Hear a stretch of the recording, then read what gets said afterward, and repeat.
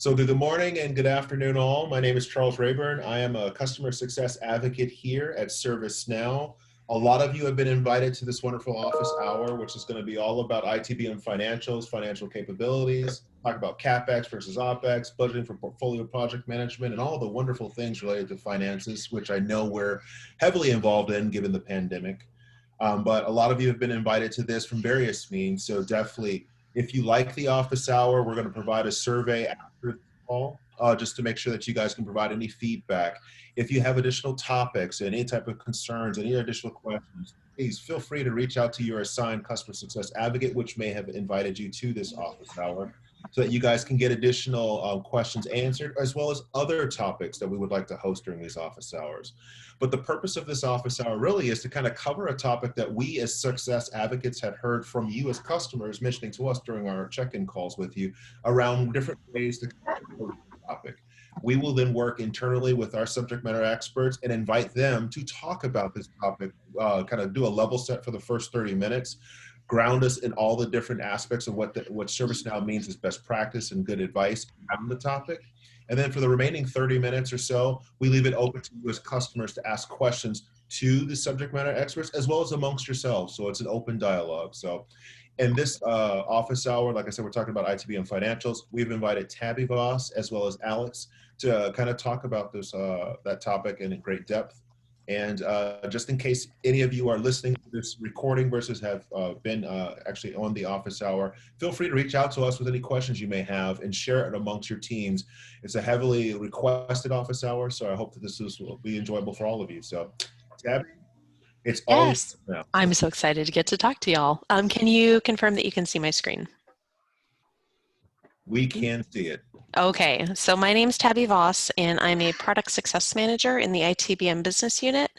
And my general focus is how financials flow through the system. And I've also asked Alex Nessanellis to join from product management. Alex is a product manager for ITBM financials, so he handles anything pertaining to money in ITBM. So I think you've got the right folks on the phone. And we're excited to take the time to walk you through how ITBM handles cost and answer any questions that you might have. So I'm going to start with an end-to-end value slide. So this is what we call the end-to-end idea to value picture that sort of explains what the ITBM suite does. And it handles the entirety of the planning process, from sourcing ideas or innovations to estimating and confirming demands to managing and prioritizing work. And then from there, you can use the suite to handle the actual work of managing your in-flight initiatives. What's important here and what I want to highlight is where you find the money. So this green section at the bottom identifies that. So at idea, there's no money attached to it. Demand, you start estimating your resources, your cost types, benefits, return on investment. This also happens in project as well. And then we start assigning budgets at the program portfolio level that then get kind of sent down to projects. And then you can also assign actuals in the expense lines that you can then compare to the budget. So this will get a little bit clearer in future slides, but I wanted to kind of map it against this value slide. Okay, enterprise planning. So the goal of ITBM is to help you create greater value from your initiatives and enable faster change across the enterprise. That necessitates having visibility into your cost and alignment to business objectives and priorities. At the heart of that process is understanding what your initiatives cost and how funds are being spent. So it's going to affect your planning processes, and there's definitely a need to be agile in how you're planning your budgets and being able to make adjustments on a continuous basis. So let's deep dive financials within ITBM. So there's three different facets of costs that we're going to be talking about today. There's the planned cost, where you're estimating what a demand or a project or an initiative will cost. That's usually done at the demand phase and then propagates into the project. There's also something called budgeted cost, which gets assigned when the portfolio manager is doing, at a minimum, annual planning and budgeting for their initiatives based on the planned cost. You can also kind of get this budgeted cost from investment funding, which was new as of New York. So there's a couple of different processes, and we'll go into each of these kind of in more depth. Last is actuals cost, and actuals can be integrated to snapshot your adherence to plan or to see the amount remaining of your budget or estimated.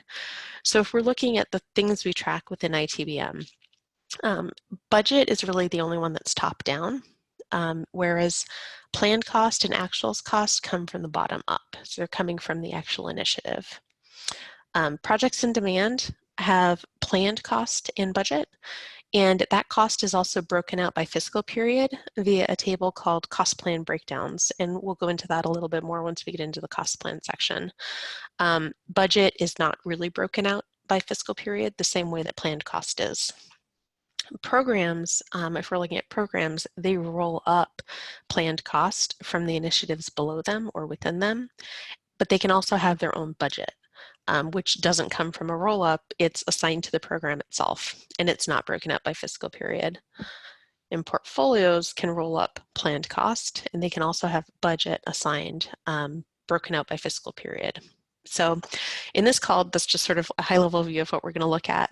We're going to review all three types of financials, where they appear, and what interfaces you can use to report on cost out of the box. And I will ask Alex to interrupt me as frequently as he likes to clarify where enhancing certain functionality around financials might appear on the roadmap going forward.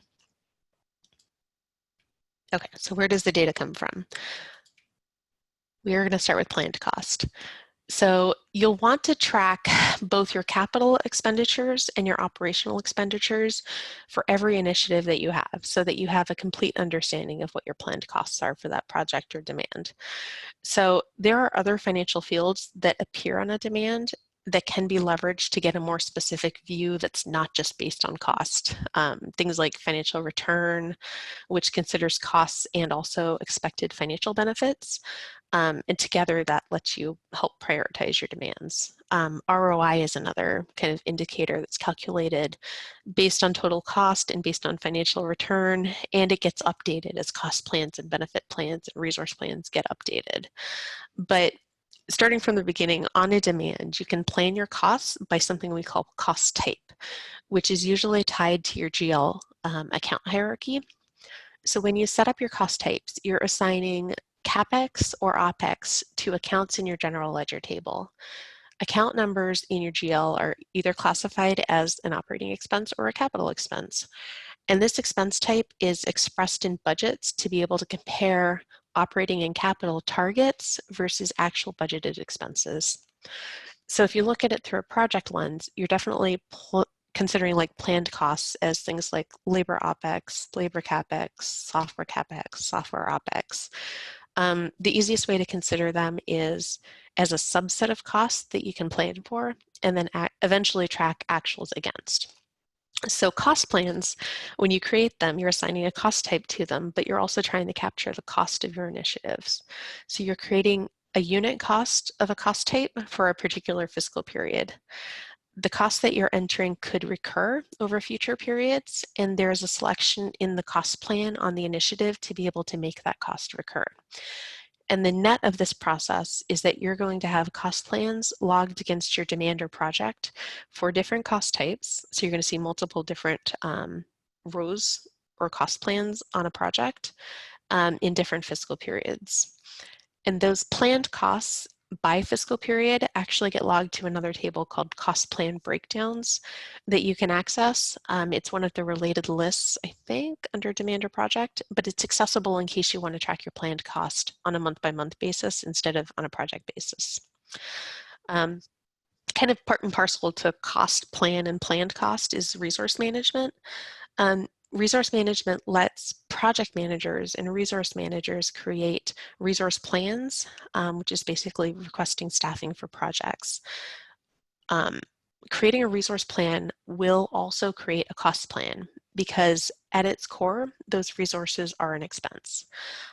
So that visibility of being able to create a cost plan from a resource plan will provide utilization of the resource teams, a window into future resource demands, and you can create resource plans for operational or strategic needs or to improve cost forecast accuracy and also the resource demand projections. So you're going to see cost plans for resources, and you're going to see cost plans for things that are not resources. You're going to be creating them. Last, PPM also supports multi-currency at the project level.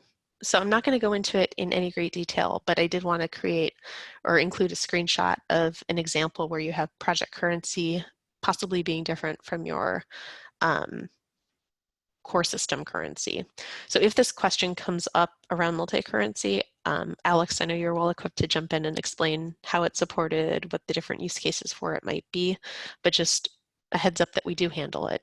So let's talk about where you find planned cost in the system. So you can see it in the projects related list under the cost plans. You can view it in the project financials tab. That's an example.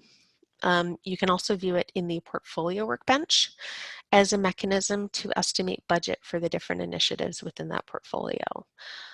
You can also view it in the investment portal, which lists planned cost alongside budget and actuals cost. And then a screenshot here of the PMO dashboard shows you the planned cost component that you can compare to the actuals component. So this is more of an operational dashboard for PMO than something that you would use in annual planning, but it's also, I think, important. Okay, so that's planned cost. Budgeted cost. Planned costs are not budgeted costs. And this was a hard thing for me to wrap my head around early on. Planned costs are an assessment of what you think something will cost, whereas budget is what gets allocated to that. So budget gets created via two methods. First, you can do it via portfolio workbench or its successor, kind of advanced version, scenario planning. That's the updated version of portfolio workbench that came out around May. And second, you can do budgets via investment funding, which is going to provide the target Opex or Capex for the portfolio. Okay, so let's start with portfolio workbench. We'll walk you through that one first. Advance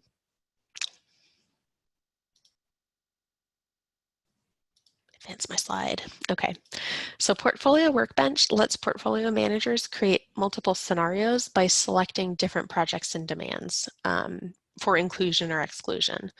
So you can then compare scenarios by reviewing your cost, your benefits, your resources. You're going to take into account a lot of different information and then select the best scenario, approve the related demands or projects, and then you'll be able to do this kind of on a continuous basis and replan as things might change. So the first step is to select the fiscal year that you're planning for, and from there it's a 4-step process. You're going to create your Opex and your Capex targets by selecting the dollar figure in step 1, which is here, revise target. There is an integration with investment funding, so you don't have to manually enter these if you're using investment funding. And then the next step is selecting your qualified demands or projects for execution, and then kind of clicking into that to see kind of a workbench view. Let's see if I've got that on my next slide. Yep. So you can enter a timeline view. Bubble chart view is kind of more centered around like scores, whereas timeline you can actually bring columns in to compare from the metadata on the project or the demand. So it's letting you bring in things like your planned cost, Opex and Capex or sum, and also other fields that you might want to compare for financial comparison. So things like ROI, NPV, IRR, you can bring all of those into the table to compare. You also see planned cost versus target in the top right, and that will update real time as you start selecting projects or demands for execution or unselect them.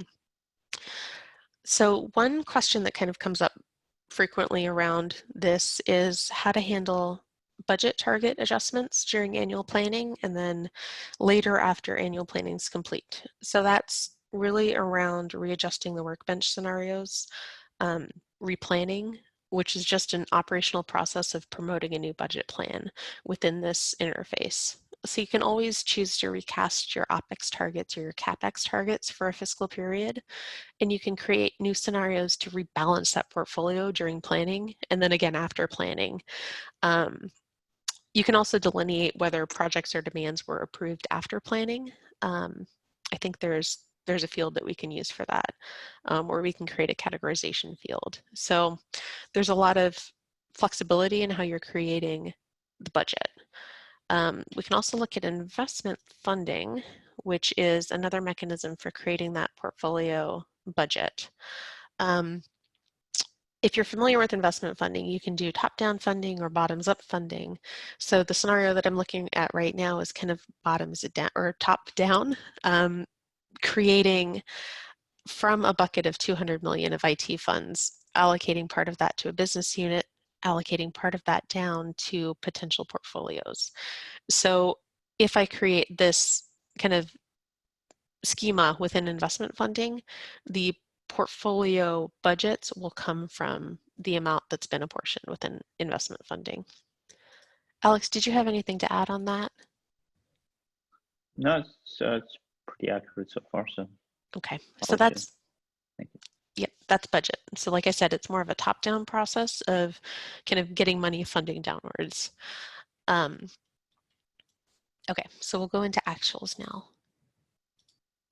Okay, so actuals, cost and effort can come into the system multitude of ways. So we can do it via an integration to SAP, via a manual expense load.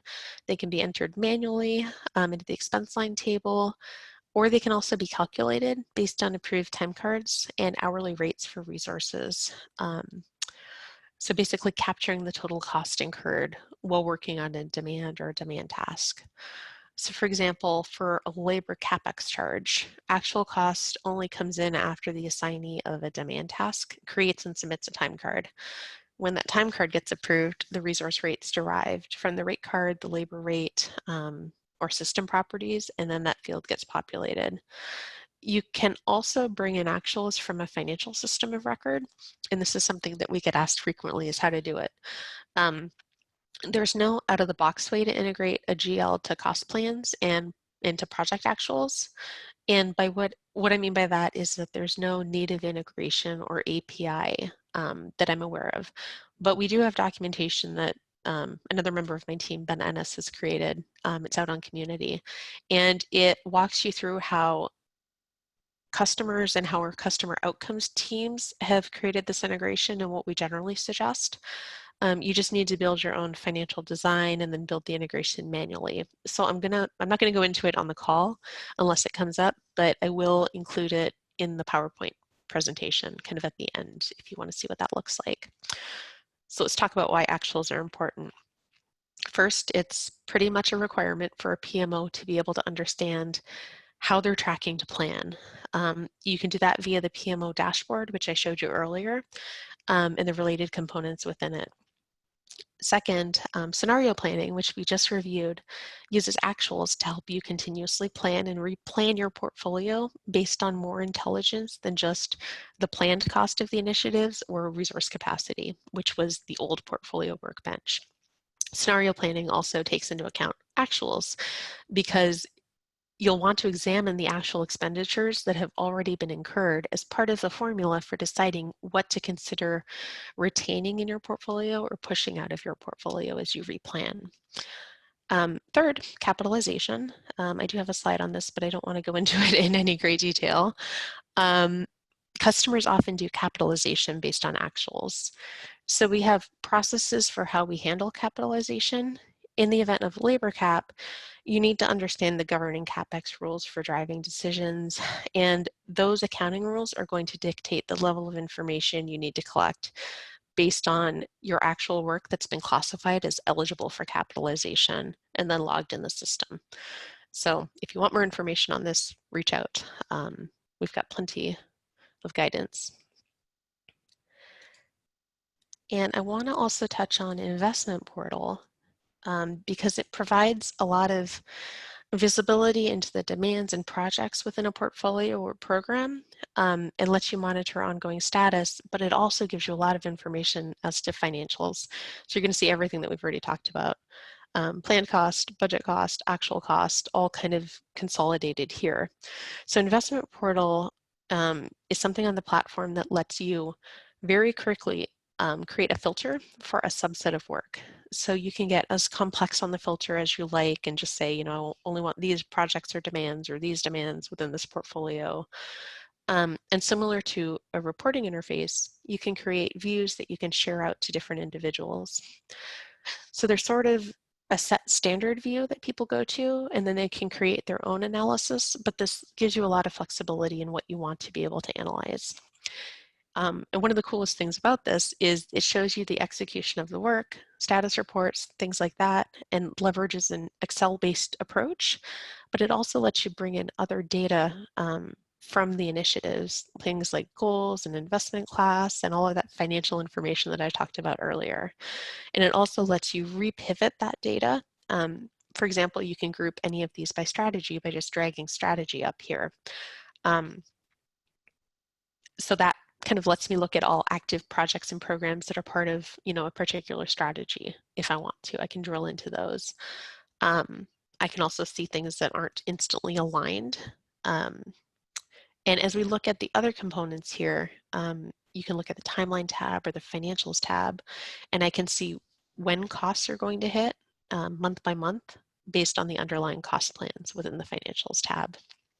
So we can see what each initiative is going to cost us. We can annualize it. We can also overlay it with things like strategic initiative. It's going to show you if there are actuals logged to the demand or project, possibly any variance between what we had planned versus what we actually gained or recouped. So yeah, just a really good interface if you haven't seen it or haven't used it. Okay, so that is my high-level overview. I've managed to fit it in with about a half hour because we wanted to leave a lot of availability for questions, but hopefully there's at least a good understanding of where plan fits into ITBM, where actuals fit in, and where budget fits in. So I'm gonna open the floor now to questions, and Charles, I'm not sure how we handle that. Right. No, it's fair. It's pretty straightforward. Thank you, Sure. Tabby. At this time, as if there's any particular topics that Tabby had covered, as well as some that she may not have covered, but you have questions around related to the topic nature, now's the time. Anyone who wants to unmute their mic and ask the question, or if you feel more comfortable typing it in the chat window, and then I can ask it for you on your behalf, feel free. Now it's open for you guys to ask any questions you may have.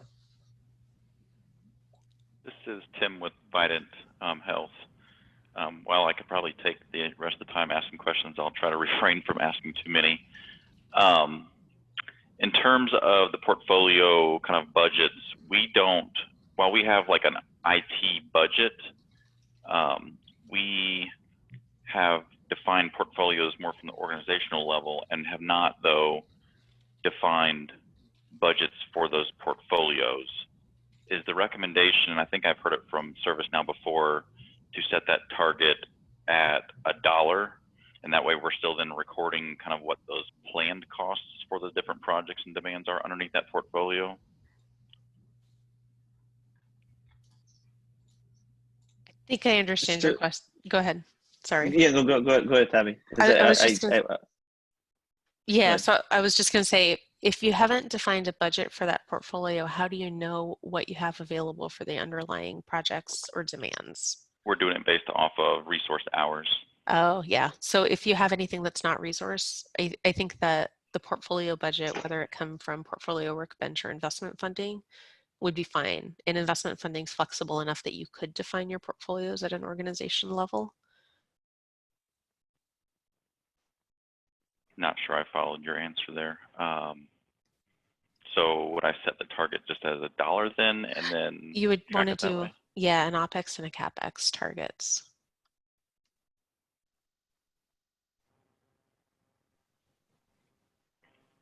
Alex, did you have anything to add there? Yeah, I'm not sure I understood the reason for setting a target at $1. So I guess I'm looking for a recommendation from ServiceNow. Today, again, we do not set targets from a portfolio perspective. We're doing it. I've just introduced portfolio management to our organization, and the easiest way to do that right now, because all of our processes are very siloed in terms of managing our capital operating budgets from an organizational perspective. My easy path into portfolio management has been showing them what type of capacity they have from a resource standpoint. And that's how we're managing our overall constraints from a portfolio perspective, at least initially. And I want to leverage some of the tools which I can use, like investment portal. I've just hidden all the financial aspects or widgets on that dashboard. But I would love to leverage additional functionality inside of there. When I talked with, I don't remember her name, when we were out at the EDC at ServiceNow last year, and she had suggested setting a target at $1 just to leverage the overall functionality. So just wanted to hear feedback from you guys. I understand. Sorry, I didn't understand the use case initially. So we are actually in the process of finishing up scenario planning 2.0, which will be available in November through the store, and it would also be part of the Quebec release. So in the scenario planning 2.0, there is no longer a need to have a target. You can actually, there are multiple planning processes. And so one of the processes is something we build specifically for customers that care more about the resource constraints rather than financial constraints. So what we allow you to do there is we allow you to not have to worry about the target, not have to worry about budgeting, so you can still monitor your plan costs, but most of the work could be done around the resource capacity planning. And another thing we're going to allow you to do there is not confine yourself to a fiscal period, because what we found was that a lot of customers that do care more about resourcing constraints, they don't necessarily plan in terms of fiscal years. They could have a more flexible planning period schedule, like 15 months, 30 months, and so on. So we're going to allow you to select a flexible timeline, not have to fill in the target. And also additionally, we're going to allow, because a lot of the times when customers plan for resource, I'm not sure if it's true for your use case, excuse me, but a lot of the times when you plan for resource constraints, resources are shared across the organization. So customers want to look at all of the portfolios together as opposed to a single portfolio individually. So we're going to allow that functionality as well. That's great. I appreciate that feedback, and I'm looking forward to some of that functionality that's coming out in Quebec. Sounds good, Tim. Thank you for your question. Thanks, Tim. Next question. Who else has a question? I haven't seen any that come through the chat. I have another one if I'm allowed to keep going. Was that you, Dana or Brett? Did one of you have a question before we go back to Tim? Yeah, I just have a question. This is Brett Dolan from Alcon. As we plan the projects and we have a lot of Capex projects in IT, how does this kind of intertwine with asset management and ServiceNow and making sure that we can kind of an end-to-end process, not just from a project perspective, but from an asset management and making sure we do depreciations correctly?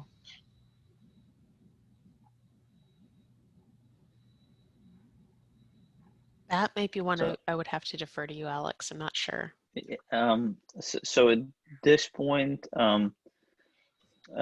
this is not tied together inside ServiceNow. So you know, in terms of depreciation, we kind of rely on the financial tools to do that. So yeah, it's not more around the financial. I think we know it from a financial and with SAP integrated, but more making sure that you, for any project cost of Opex, making sure it's intertwined with the asset management portion of ServiceNow. So that's not intertwined right now? It's not intertwined in terms of sharing financial information. No. Okay. It's so intertwined in you can't terms of from one to another. Okay. just would be a nice add to kind of from an end-to-end process. And we do have this integration in our backlog, but at this point, may not, maybe a couple of releases before it's out there.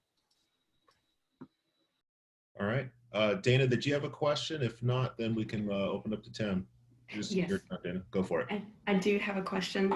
So part of our work, we're tracking through project portfolio management. And of course, part of it, we're tracking through the agile product management. And there is no tie back between the agile products and that story work to a portfolio, and hence for capacity planning. Is there any recommendations for tying product work back to a portfolio and managing that resource capacity? There's no translation for story points to planned hours. How are other folks doing that? So this is actually another thing that we are actually actively working on, trying to tie together. So we are looking to bring an application out in the probably it's not certain right now, but the first release is at this point planned for sometime in 2021. That would basically bring the more traditional project-based and the more agile planning together into single timeline, single manageable space. So that is something that's in the process of being developed. It's in the process. It's right now in the process of being designed. So okay. we haven't started actually hands-on working on it now. But it's definitely one of the higher priority projects for the ITBM business unit. So stay tuned, right? Please do. Okay, thank you. And that brings up another good point too. We're going to have, I'm thinking maybe in Q4, probably around November, December, and maybe possibly January, rolling into the Q1 of next year. We're going to have a series of office hours to kind of also to talk about upcoming functionality to kind of help layer that in for you guys from an ITBM perspective and other product perspectives too. So we'll be on the lookout from that with the schedule as we start releasing that out as well. Good question though, Dana. Tim, did you have a question, a follow-up question that you wanted to ask or no? Yeah, if no one else has any questions, it was around the capitalized labor aspect. I know you mentioned obviously there are definitely different rules in terms of when or what type of work you're doing for different projects and what can be capitalized and not. We've configured that to kind of do that. One thing that we ran into from a resourcing perspective, though, when you develop those resource plans, I don't think that you can, and it's been a while, but I'm not sure that you can determine whether some of those resource plans are operating and capital mix or not. I think I would have to actually create two different resource plans. Is that correct? So you could actually create a percentage on the cost plan to determine how much of that gets capitalizable. I've seen customers handle it that way. Okay. Or workflow to create a second cost plan off of that resource plan where part of it's capitalized, part of it's not. Okay. I'll have to look into that. Thank you. Yeah, I'll see if I can dig up some additional information on that for you. Perfect. Thanks. All right. Priya, I think you had a question.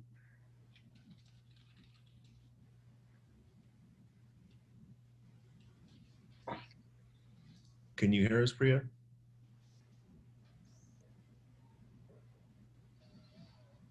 Oh, I guess not. Anyone else who has a question? The floor is now open. I have a question just around SAP integration. Is it just a pool where it's just pulling from SAP, or does ServiceNow write to SAP too? Just thinking for automation for us in the future. So we have go ahead. Go ahead, Tabby. I'm sorry. That's okay. I was going to say we have a process where we bring data into ServiceNow by mapping it to like our expense line table Right.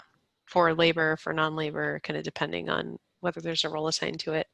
I haven't dealt with sending information back out, but I imagine it's got to be possible. Yeah, I'm just thinking from a project perspective, right? You go through all your approvals, and once that, then you get a, a financial IO or PO to implement. And so instead of having to have someone actually go do that, it'd be nice to integrate it to where it can automatically create it so that you can do automation. Yeah, that makes a lot of sense. All of the information I have is around bringing data in, Okay. but I'm sure, yeah, I can look into that. Okay, thanks. Question. All right. And I think probably continuing on the same topic, right, that Brett has highlighted, if there are some models, right, for actuals integration that are known and that have worked, right, so there could be probably like some simple model, right, this is how we do it versus more complicated, but these are the benefits that the model will give us. I think as we started exploring the requirements, right, for Alcon specifically, right, we're trying to see, do we want to match it to the individual cost plan, to the individual purchase order, so that's more complicated model versus a simple high-level view, right? So based on some proven, right, interfaces that you are aware of that the customers have built, right? Yep. Maybe categorizing that integration model into here are the 3 ways that you can integrate, right? And here are the pros and cons or decisions that need to be considered. Yeah, no, I think you're right. That absolutely needs to be kind of codified and explained and more directive. I think our first step, Zoya, is probably having that customer reference conversation that we're going to have next week. And we can use that to kind of build off different use cases. We'll start with that one because I know it's a successful model, and to create some documentation that gets it out to the wider field, how that's done and how it's been done. That's good feedback. Great. All right. Other questions? Actually, too, this is a question maybe, Tabby, for you and Alex, just in general. Are there any key areas that we should be focusing on providing for customers in terms of helping them better understand the financial capabilities around ServiceNow's platform in the ITBM space? Are there any like YouTube video areas, things like that, links in community that you would always suggest to say, hey, here's key areas that they would naturally go to and kind of point them to? I don't know about YouTube, but I know that our e-learning is fairly robust in this space, and we've also got quite a bit on the Customer Success Center. I do have a document that I'm going to now weave into my PowerPoint before I send it out to you, Charles, that kind of includes places to go to learn more about PPM and financials and how they're handled together. Perfect. Yep. All right. Oh, Priya, can you hear us? Hi, are you able to hear me? Yeah, there we go. Hi, okay, great. Yeah, I had to connect my audio to my visual, but okay, great. Thank you. No, I had a quick question. I think it's somewhat related to Dana's, but really just maybe looking more for like a best practice. So we similarly, we have multiple ways that we try to classify our book of work and track different types of work efforts. Not every change initiative is a project. So I think I saw on the first slide, Tabby, that you presented, it kind of showed the life cycle of what could, a demand that could translate to a project and then a demand into something else. We aren't necessarily using that. So maybe just a little bit more information on how does a demand translate into an enhancement and what does that actually mean in terms of the ITBM platform. And then also just, again, a kind of a best practice around, we've started leveraging service requests. So the service catalog capability, and I think that's actually part of the ITSM platform. I could be mistaken.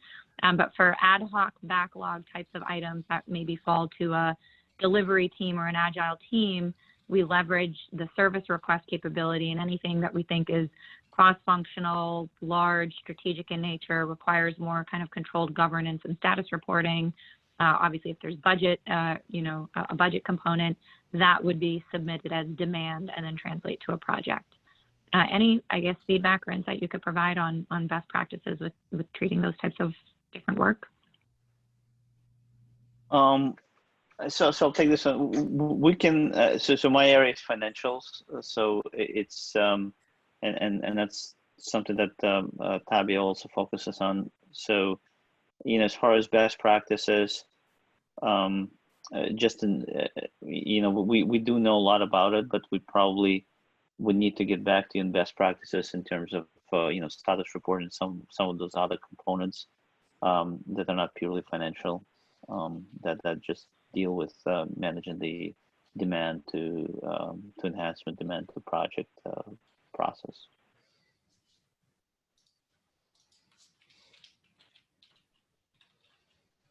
Okay.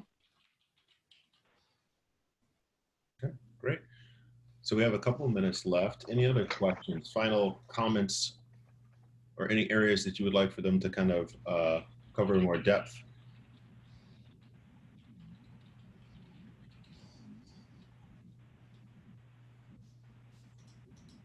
Great. Well, Tabby, Alex, this is kind of the last couple of minutes. If you guys had anything else that you wanted to just kind of reiterate or have any additional topics coverage on, you can at this time. If not, I would love to thank all of you guys for participating in this office hour. The questions were really great and well received, and I'll be sending that recording out to all of you as soon as it's made available by Zoom. As well as I appreciate you guys also too submitting some feedback in our survey. So I'll have a survey link in the email that I'll send out to you all. Any other final questions or comments before we adjourn? Brett, I see you unmuted. Did you have one more? No, that was it. I was just going to say thank you for having us. It was great. Oh, you bet. Thank you for coming. And I will send you the deck, very much. Charles, including the learning information. Great. I really appreciate it. Thank you all so much. And for those who are listening to recording, thank you as well. Talk to you guys later. See you in the next office hour. Bye-bye. Thank you.